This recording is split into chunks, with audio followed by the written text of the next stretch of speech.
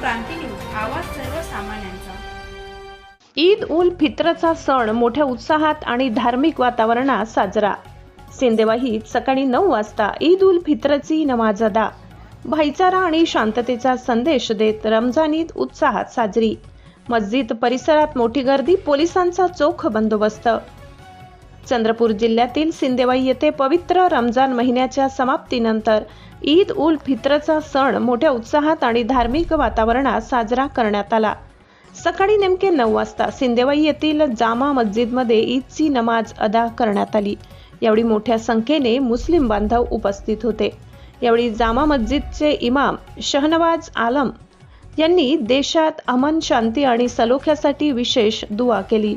नमाजनंतर सर्वांनी एकमेकांना गळा भेट देत ईद मुबारकच्या शुभेच्छा दिल्या। तसेच देशात शांतता, सुख समृद्धी आणि भाईचाऱ्याची प्रार्थना करण्यात आली। लहान मुलांमध्ये विशेष उत्साह दिसून आला असून ठिकठिकाणी सेवई आणि मिठाईचे वाटप करण्यात आले। दरम्यान कायदा सुव्यवस्था अबाधित राखण्यासाठी पोलीस प्रशासन सतर्क होते। ठाणेदार कांचन पांडे, API सतीश मेश्राम यांच्या मार्गदर्शनाखाली पोलीस व होमगार्ड जवानांनी चोख बंदोबस्त ठेवला होता।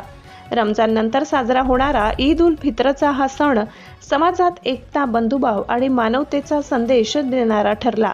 जिल्हा प्रतिनिधी अमान कुरेशी, महाराष्ट्र क्रांती न्यूज, चंद्रपूर। अशाच नवनवीन बातम्या पाहण्यासाठी आमच्या महाराष्ट्र क्रांती न्यूज या YouTube चॅनलला लाईक करा, सबस्क्राईब करा आणि बेल आयकॉनला प्रेस करा।